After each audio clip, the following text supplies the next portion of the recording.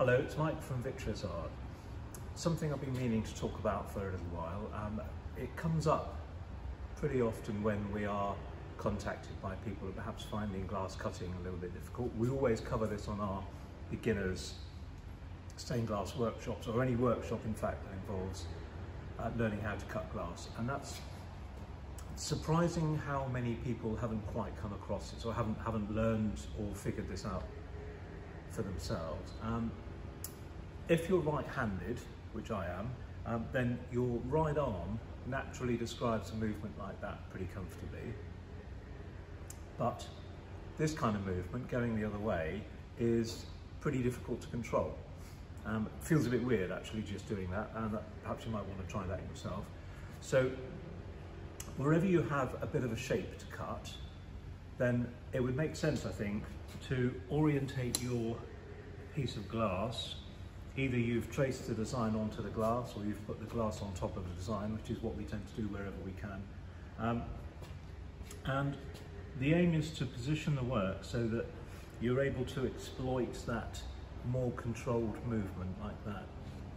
I generally tend to think it's sort of southeast to northwest sort of direction. The exact orientation of that, whether it's a bit further over this way or a bit further over that way, depends more on your height than anything else. For me, I would say something like that is about right. I can quite comfortably get around that shape. If it was more straight on, this is pretty uncomfortable here.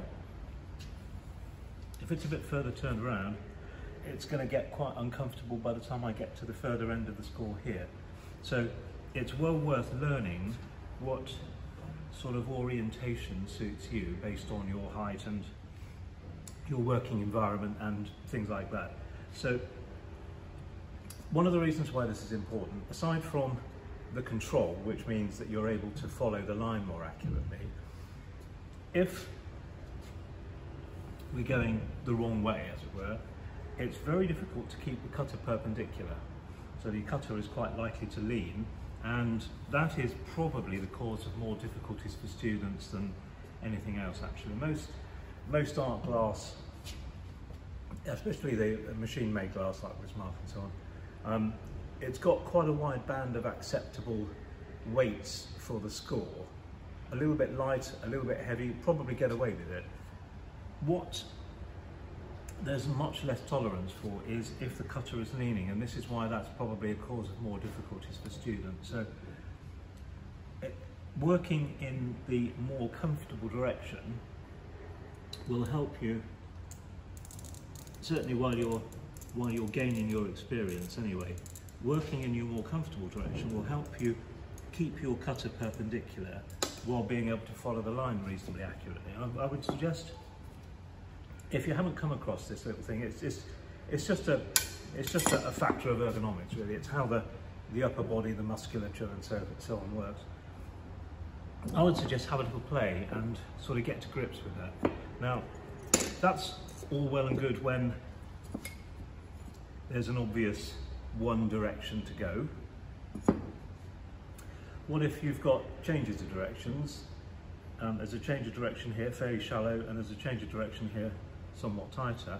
Well, my suggestion would be orientate the glass so that you're in your more comfortable direction here, slightly at the expense of the rest of the score here, so that you're giving yourself the best chance of keeping your cutter perpendicular as you make your way around the tighter part of the score, and accept that you're not quite in such a good place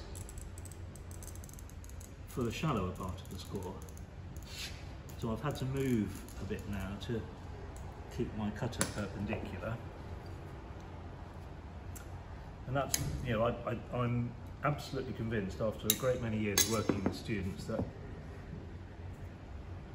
if the cutter's perpendicular on the glass, you've got every chance your score's going to break. If you're leaning a little bit, especially on some of the hot colours and some of the more complex colours or textures and streaky glass and so on, if your cutter's leaning a little bit, it's probably not going to break properly. The score might well shear off, and everything you can do to ensure your cutter is perpendicular will be a good thing to do to give you a better chance of your score breaking correctly.